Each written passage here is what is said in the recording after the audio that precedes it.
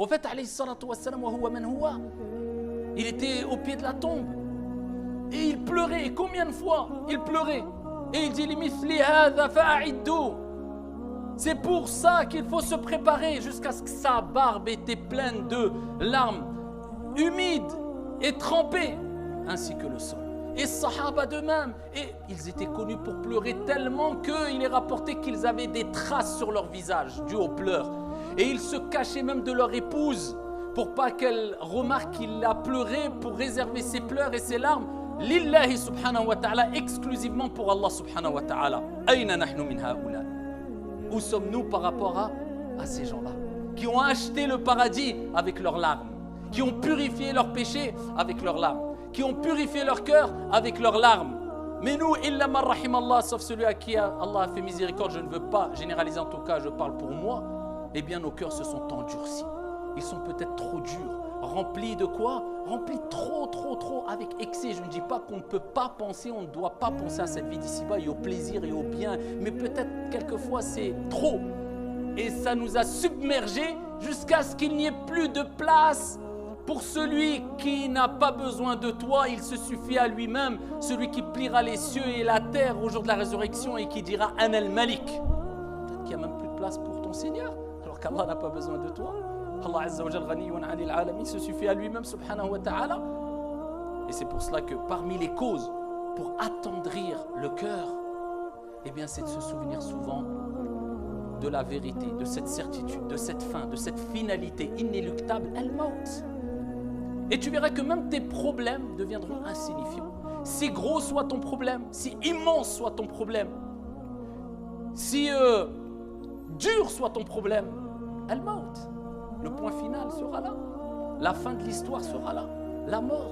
Donc quand tu te souviens de la mort, quand tu te souviens de la tombe, quand tu te souviens que viendra ce jour où on va te laver, quelques jours après on va t'oublier, eh bien à ce moment-là tu verras que les larmes tomberont. Quand tu te souviendras où tu étais et combien de péchés tu as fait, Allah t'a as-sittir, il a caché tes péchés, il ne t'a pas scandalisé.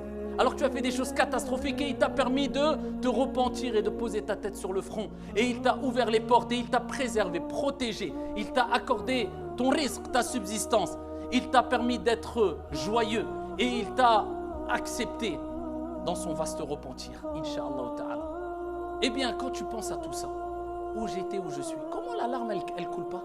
Comment tu ne peux pas laisser cette larme couler pour Allah, exclusivement pour Allah, pas devant les gens en criant, en pleurant, non, pour Allah, pas besoin de faire de publicité ou je ne sais quoi, pour Allah, entre toi et Allah subhanahu wa ta'ala. Quand tu entends le Coran, pourquoi la larme elle coule pas?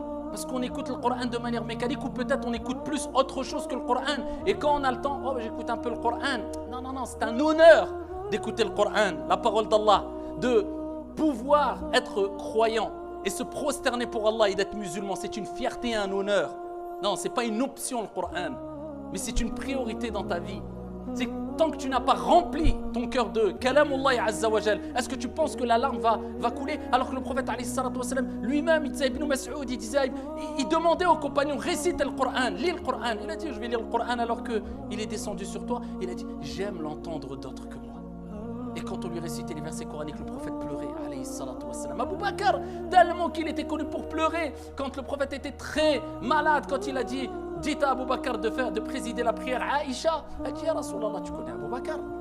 Mais il pleure trop, c'est trop, il pleure toujours dans la prière, il pleure, c'est trop. Jusqu'à ce que certains rapportaient que ils n'arrivaient même plus à comprendre tellement qu'il pleurait. Le prophète alayhi salatu wa salam dit, dites à Abu Bakr de présider la prière.